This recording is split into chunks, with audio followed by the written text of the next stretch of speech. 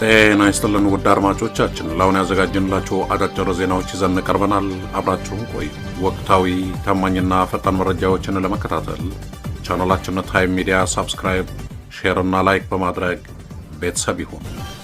ይህ ታይም ነው። የአማራ ፋኖ ብሔራዊ ንቅናቄ የፖሊት ቢሮ ጥር 13 ቀን 2018 ዓ.ም ባካሄደው ሁለተኛው ድርጅታዊ ስብሰባ በተለያዩ አጀንዳዎች ላይ ውይይት አድርጎ ውሳኔውን አሳልፏል።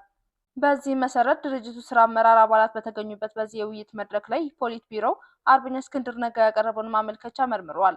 በዚህም አርበኛ እስክንድር በግለሰባዊ ችግር ምክንያት ድርጅቱ በመደበበት ኃላፊነት ቦታ ላይ መቀጠል እንደማይችል ይልቁንም በድርጅቱ አባልነት ያለምንም ቅድመ ሁኔታ ለመቀጠል ዝግጁ መሆኑንና የሚጠበቅበትን ኃላፊነቶችና ግዴታዎች በሙሉ እንደሚፈጽም ጠቅሶ ያቀረበው ጥያቄ በነጻ ፈቃዱና ፍላጎቱ የቀረበ መሆኑን ፖሊት ቢሮ አረጋግጧል። ሆኖም ግን ማመልከቻው ለፖሊት ቢሮ በደረሰበት ቅጽበት ለሚዲያው የወጣበት መንገድ የድርጅቱን አሰራር የሚጥስና ያልተገባ ትኩረት ለማግኘት የተደረገ መሆኑን ፖሊት ቢሮ ገምግሟል። ግለሰቡ ማመልከቻው ከአሰራር ውጭ በሚዲያ በኩል ይፋ መደረጉ ስህተት መሆኑን እንዳነጋገሩት የፖሊት ቢሮ አባላት አሳውቋል። እንዲሁም የድርጅታችን ምስረታ ይፋ በሆነ ማግስት እጅግ አንገብጋቢ ጉዳዮች እያሉ ይህ ጥያቄ መቅረቡ ጊዜውን የጠበቀ አለመሆኑ አምኖበት በቃል ይቅርታ ጠይቋል። በመሆኑም አሳማኝ ምክንያቶች ካለም እንኳን ትክክለኛ ጊዜውን መጠበቅ ሲገባው ከሌሎች አስቸኳይ የህልውና አጀንዳዎች በላይ ይህ ጉዳይ የድርጅቱ የመጀመሪያ አጀንዳ ሆኖ መቅረቡ ፖሊት ቢሮውን ያሳዘነ ቢሆንም ግለሰቡ በአባልነት ብቻ ለመቀጠል ያቀረበውን ማመልከቻ ፖሊት ቢሮ ተቀብሎታል።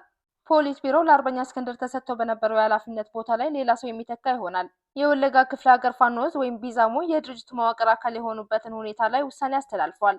እዙ በድርጅቱ ውስጥ የጠቅላላ ጉባኤ ማዕከላዊ ኮሚቴና የስራ አስፈጻሚ እንዲሁም ሌሎች መዋቅሮች ውስጥ ተመጣጣኝና አስፈላጊ ውክልና እንዲኖረው ወስኗል። በድርጅቱ መተዳደሪያ ደንብ በተጠቀሰው መሰረት የአባት አርበኞች ምክር ቤት መዋቅር እንዲቋቋም ውሳኔ ተላልፏል። ዝርዝር ጉዳዩን በቀጣይ የምናሳውቅ ይሆናል ሲል የአማራ ፋኖ ብሔራዊ ንቅናቄ ህዝብ ግንኙነት መምሪያ አሳውቋል።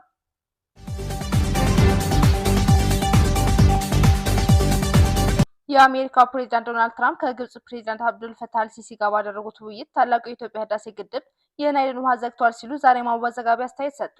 ፕሬዝዳንቱ አክለውም የሁለቱን ሀገራት መሪዎች በማገናኘት የተቋረጠውን ድርድር ለማስቀጠል ፍላጎት እንዳላቸው አሳውቀዋል። ፕሬዝዳንት ትራምፕ በሰጡት አስተያየት ግድቡ በታችኛው ተፋሰስ ሀገራት ላይ ያደረሰውን ተጽዕኖ ሲገልጹ የግብጽን አቋም የሚያንጸባርቅ ንግግር አድርገዋል።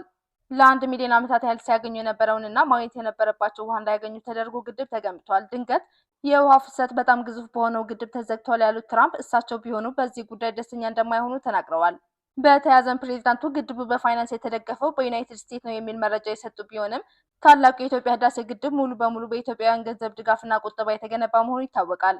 ፋክት ቼክ የሚያደርጉ ወገኖችም የትራምፕ ንግግር ከእውነት የራቀ ነው ብለዋል። ትራምፕ በመጀመሪያው የስልጣን ዘመናቸው መጨረሻ ላይ በጉዳዩ ላይ ጣልቃ ገብተው እንደነበርና ለስምምነት በጣም ተቃርበው እንደነበር አውስተዋል። ይሁን እንጂ ከምርጫው ጋር በተያያዘ ስልጣን መልቀቃቸውን ተከትሎ ሂደቱ መቋረጡን ገልጸዋል። የፕሬዝዳንት ጆ ባይደን አስተዳደር በሰላ ትችት የወረፉት ትራምፕ ባይደን በህይወት መኖሩ ስላላወቀ ምንም ያደረገው ነገር የለም ሲሉ ወቅሰዋል። አሁን ወደ ስልጣን ሲመለሱ ጉዳዩ በጣም አደገኛ ደረጃ ላይ መድረሱን ጠቁመዋል።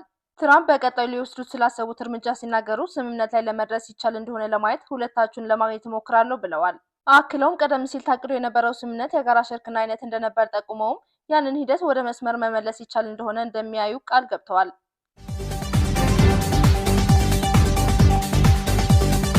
የብልጽግና ጦር በትግራይና ኤርትራ ላይ ጦርነት ለመክፈት በመጨረሻ ምዕራፍ ላይ እንደሚገኝ አንድ የዲፕሎማት ምንጭ ገለጹ። እኚህ ዲፕሎማት ለሚዲያችን እንደገለጹት አብይ አህመድ ኦፕሬሽን ቀይ ባህር ብሎ የሰየመው የውጊያ ንድፍ ከአረብ ኤምሬት ጋር በመተባበር ሲያሰላ ቆይቶ አሁን ወደ ሜዳ ጦርነት ለመግባት በመጨረሻ ምዕራፍ ላይ እንደሚገኝ ነው የጠቆሙት።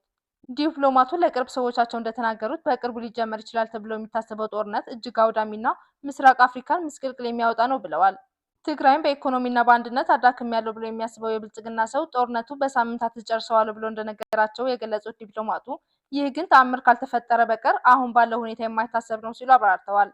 ኢትዮጵያ ፈጣን ኢኮኖሚ እያስመዘገበች ቢሆንም የዋጋ ግሽበት፣ ስራ አጥነት፣ የብር የመግዛት አቅም እጅግ መዳከም ባሉበት በዚህ ወቅት ትልቅ ጦርነት መክፈት ፈንጅ እንደ መርገጥ ነው የሚቆጠረው ያሉ ሲሆን ምናልባትም ከአረብ ኤምሬትስ የሚገኘው ትልቅ ድጋፍ ተማምኖ ሊሆን ይችላል የሚል አስተያየት ያክላሉ። በዚህ ወቅት ለምን ጦርነት ለመጀመር አሰበ ያሉት እኚህ ዲፕሎማት እንደ ምክንያት ያቀረቡት የአረብ ኤምሬትስ ምስራቅ አፍሪካን ለመቆጣጠር በሶማሊያና የመን ያጣችው እድል፣ በኢትዮጵያ በኩል ቀይ ባህርን ለመቆጣጠር ያላት ፍላጎትና የኢትዮጵያ ፖለቲካ ጫና ለማስተንፈስ ሲሉ አደገኛውን መንገድ ሊመርጡ እንዳስቻላቸው ግምታቸው አስቀምጠዋል።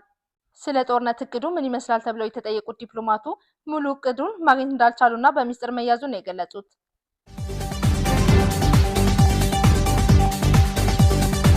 ለትግራይ ክልል መቅረብ ካለበት የነዳጅ መጠን 7% ብቻ እየቀረበ መሆኑ ተገለጸ። የፌዴራል መንግስት ለትግራይ ክልል የሚያቀርበው ነዳጅ ባለፉት 2 ወራት በከፍተኛ መጠን ቀንሶ ከሚያስፈልገው 7% ብቻ እያቀረበ መሆኑ ተገለጸ። የትግራይ ክልል ከጦርነቱ በፊት ይላክለት የነበረው የነዳጅ መጠን የሚያስፈልገውን ያህል እንደነበርና ከስምምነቱ በኋላ ግን መጠኑ ከጊዜ ወደ ጊዜ እየቀነሰ መምጣቱን የክልሉ የንግድና ኤክስፖርት ኤጀንሲ የህዝብ ግንኙነት ዳይሬክተር አቶ ተክልሽ ገብረህይወት ለሪፖርተር ገልጸዋል።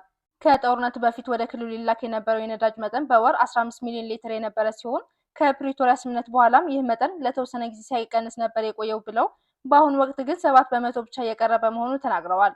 በየቀኑ ወደ ኢትዮጵያ የሚገባው አጠቃላይ የነዳጅ መጠን 9 ሚሊዮን ሊትር የሚጠጋ መሆኑን የገለጹት አቶ ተክልሽ የነዳጅ አቅርቦቱ ሳይቀንስ ወደ ክልሉ የሚላከው መጠን ሙሉ በሙሉ በሚባል ደረጃ የመቀነሱ ምክንያት የሚገልጽልን ምላሽ የሚሰጠን አካል አላገኘንም ብለዋል። ክልሉ በአሁኑ ወቅት እየቀረበለት ያለው የነዳጅ መጠን በወር 850 ሺህ ሊትር ወይም መቅረብ ከነበረበት 7% ብቻ መሆኑን በ2 እና በ3 ቀናት አንድ ነዳጅ የጫነ ተሽከርካሪ ብቻ እንደሚላክ ገልጸዋል።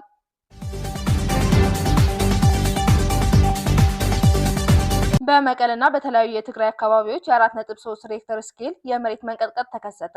ዛሬ ሌሊት 8 ሰዓት ከ19 ላይ የመቀለ ከተማን ጨምሮ በርካታ የትግራይ አካባቢዎች የተሰማና መጠኑ 4.3 ሬክተር ስኬል የሆነው የመሬት መንቀጥቀጥ መከሰቱን የአሜሪካ ጂኦሎጂካል ሰርቬይ አረጋገጠ። እንደ ተቋሙ መረጃ ከሆነ የመንቀጥቀጡ ማዕከል ከመቀለ ከተማ በስተሰሜን ምስራቅ አቅጣጫ 56 ኪሎ ሜትር ርቀት ላይ የሚገኝ ሲሆን ክስተቱ ከመሬት በታች 10 ኪሎ ሜትር ጥልቀት ላይ የተከሰተ ነው። ይህ የመሬት መንቀጥቀጥ በ20 የተለያዩ የዓለም አቀፍ የመሬት መንቀጥቀጥ መመዝገቢያ ጣቢያዎች ወይም ስቴሽን መረጋገጡ ተገልጿል። መንቀጥቀጡ በበርካታ የክልሉ አካባቢዎች በኃይል የተሰማ ቢሆንም እስካሁን በሰውም ሆነ በንብረት ላይ የደረሰ ጉዳት ስለመኖሩ በዝርዝር የታወቀ ነገር የለም። በሌላ በኩል የዘርፉ ባለሙያዎች መሰል ተፈጥሯዊ አደጋዎች ሲያጋጥሙ ህብረተሰቡ የሚከተሉትን ጥንቃቄዎች እንዲያደርግ በድጋሚ አሳስበዋል። መንቀጥቀጡ በሚከሰትበት ወቅት ከእሳት፣ ከፈሳሽ ነዳጅና ከኤሌክትሪክ መስመሮች መራቅ፣ በመንገድ ላይ የሚጓዙ አሽከርካሪዎች የመሬት መንቀጥቀጥ ሲሰማቸው ተሽከርካሪዎቻቸውን በአፋጣኝ ደህንነቱ የተጠበቀ ቦታ ላይ እንዲያቆሙ፣ በተለይ መስታወት ከበዛባቸውና ረጅም ከሆኑ ህንፃዎች በመውጣት ክፍት ቦታዎች ላይ መሆን፣ ከቤት መውጣት በማይቻልበት ሁኔታ ውስጥ ጠንካራ ጠረጴዛዎች ስር በመጠለል ራስን ከሚወድቁ ነገሮች መጠበቅ ይገባል ሲል መክሯል።